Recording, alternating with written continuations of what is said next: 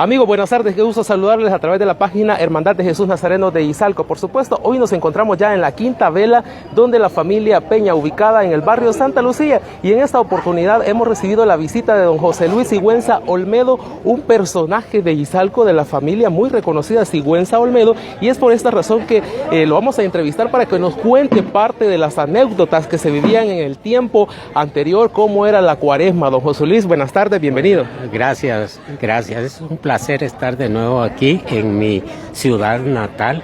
Bienvenido. Gracias, en la cual nací hace 80 años. Hace 80 años. Cuéntenos cómo se vivía en esa época de su infancia, cómo vivía usted la cuaresma. Mire, nosotros éramos muy allegados al padre Salvador Castillo Solórzano, que durante más de 30 años fue el párroco de la iglesia de aquí, de Dolores, y tanto de la Asunción, porque aquí no había párroco. Entonces yo fui incluso en mis años de bicho, se puede decir, acólico, y ayudaba a decir las misas al padre Castillo. Había un detalle: antes las bodas se celebraban nada más a las 6 de la mañana. Solamente. Solamente, o sea que se casaban y después lo que había era un desayuno. En la casa, de bienvenida y el recibimiento. Y todo, ¿verdad? Claro, en las casas te puedes seguir la pachanga durante todo el día. ¿En qué época fue que ya las bodas iniciaron? ¿Ya de noche o a toda hora? Más o menos ya en la década de como de los 45 en adelante. Porque me acuerdo yo que yo fui padrino de una boda a las 11 de la mañana, que se casó el ingeniero Roberto Campos Anaya con Rubidia González. Y entonces la misa fue a las 11 de la mañana en la parroquia de Dolores. Don José Luis, y después de que usted fue acólito, ¿cómo fue el proceso que se fue integrando a las tradiciones de cuaresma, de Semana Santa? Bueno, yo hice mi primera comunión un día 6 de enero de 1950. Entonces, ese día era la comunión que se hacía que preparaban a un montón de niños. Y en la tarde había una procesión donde se sacaba al niño Dios de la familia de los santos, que está San José, la Virgen María, y estaba el niño Jesús ya chiquitillo.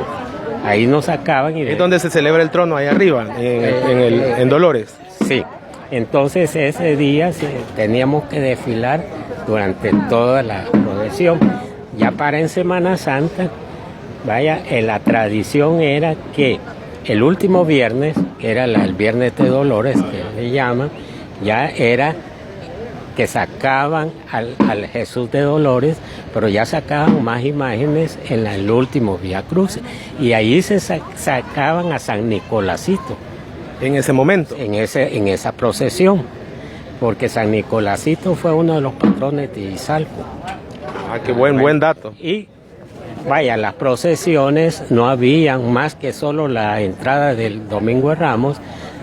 Día lunes y miércoles no habían procesiones hasta el martes santo, que en la mañana traían al Señor, a Jesús, para el huerto, que llegaban a la iglesia, y en la noche se celebraba la oración en el huerto. Siempre en Dolores, ¿verdad? Siempre en la iglesia de Dolores. Claro, había una anécdota muy bonita el miércoles santo durante la noche, que se iba todo el mundo a bañar a Tacozón, porque ya había escuchado esa anécdota, pero cuéntenos. Se decía que no se podía bañar la gente después de la mañana del Jueves Santo hasta el sábado de Gloria, que antes era Gloria, cantaban en la mañana, que hasta esa hora se podía bañar. Por eso es que iba toda la gente a bañarse a Tecosol el miércoles en la noche. Guardaban ese voto de fe prácticamente. Más o menos. Entonces, claro, ya venía el Jueves Santo con la procesión de los Cristos, que siempre ha sido una procesión solemne.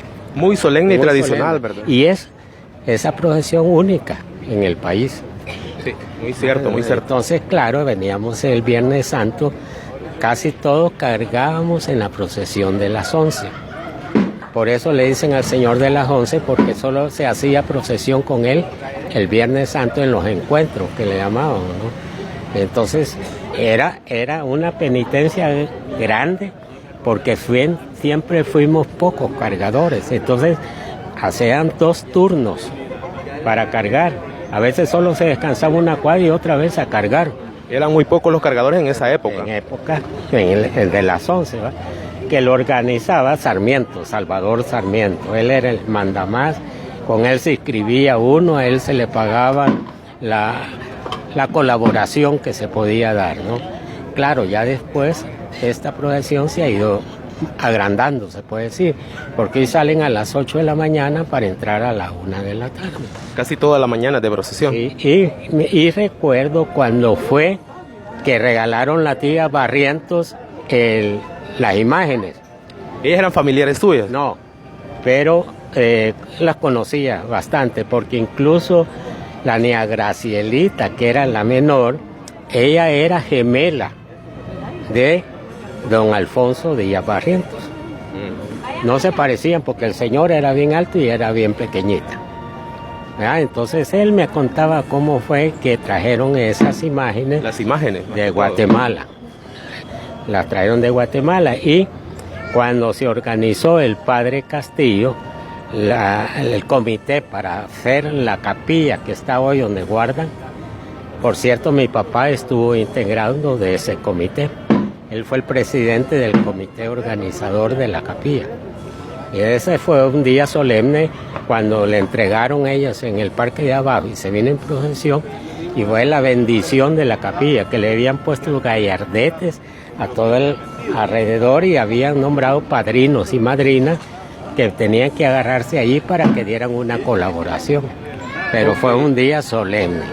Ya de ahí fue que ya empezaron las procesiones del lunes y del martes santo. Yo solo cargué el Santo Entierro una tan sola vez, que fue en la Semana Santa de 1961. 1961. Que vine de México para sacar unas pizzas en la Embajada de México en San Salvador, y por eso cuando vine me tenían la sorpresa que ya me habían inscrito, ni me habían preguntado en la casa. Ya estaba listo para que cargara. Que era todavía la urna anterior, que era una urna también muy bellísima, porque era toda de color, ¿cómo se llama? Cafecita, más o menos, de barniz de muñeca que le llamaban en ese tiempo, pero era preciosa. No habían en las palancas almohadillas, no, que uno tenía que llevar una almohadilla, pero a veces se le meneaban las almohadillas, iba en la propia palanca, ¿va? A muchos hasta se le caían. Sí, por el movimiento. Sí, eran menos los cargadores también, sí, eran apenas tal vez 6, 7 ternos más o menos. Muy poquitos. Muy poquitos. ¿Alguna anécdota, don José Luis, que usted recuerde de Nazareno? Me comentaba de que antes, en esos tiempos, la procesión salía desde la iglesia Dolores. Sí, es que no estaba la ermita como está ahora, sino que era una cofradía donde ahí lo guardaban durante todo el año, hasta cuando ya empezaban las velas, que no eran tantas velas como ahora, solo era el día domingo. Domingo de Ramos. O sea, eran 6, 7 velas más o menos. Por la principal del lunes santo. Sí, antes solo, digamos que era la vela, no venía en procesión para traer al Señor, lo venían a dejar. Y de directamente lo dejaban en la casa donde iba a ser la velación. Para la ermita también. Hasta hoy pues ha sido ya más solemne todo esto. Y también le contaba de que ahí en la iglesia de Dolores había una orquesta que era la que amenizaba las misas los días domingos, ¿no? Entonces, el director era Ricardo Solano, claro está, ¿no? Famoso músico de Izalco. Izalco, sí. Y de Sonsonate, porque él fue director también mucho tiempo de la banda regimental de Sonsonate. Y en la banda regimental de Santa Ana.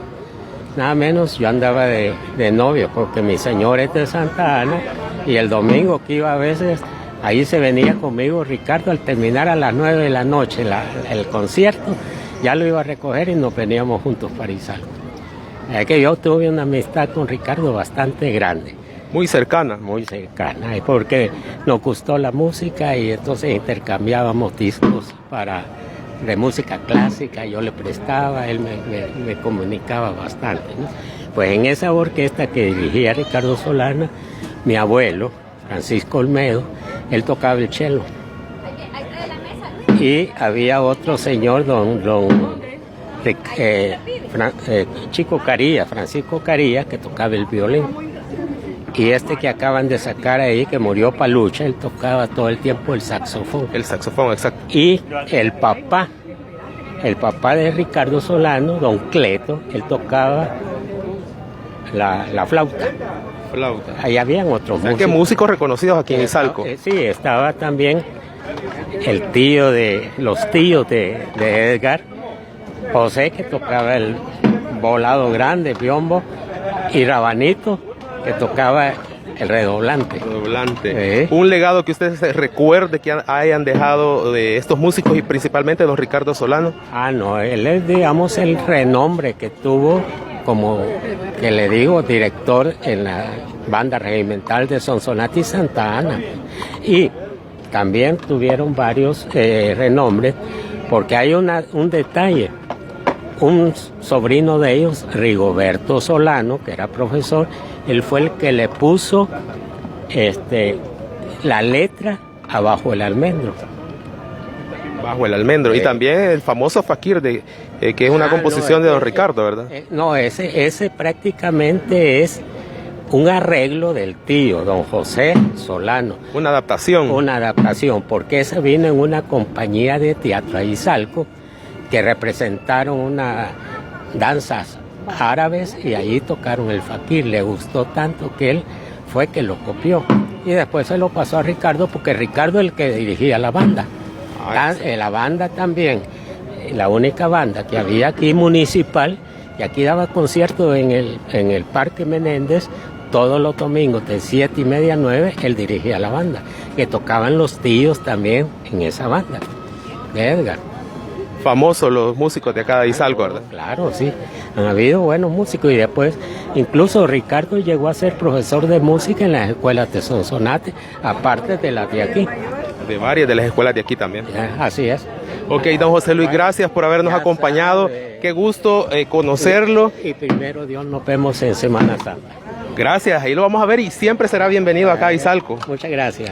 Bueno, hemos conocido parte de las anécdotas, de la historia de antaño de don José Luis Sigüenza Olmedo, personaje de la ciudad de Izalco. Nosotros seguimos transmitiendo siempre desde la Quinta Vela, acá en el barrio Santa Lucía, con imágenes de Vicky Chente, informó Emilio Velázquez para Estampas de la Devoción, donde la tradición la hacemos televisión.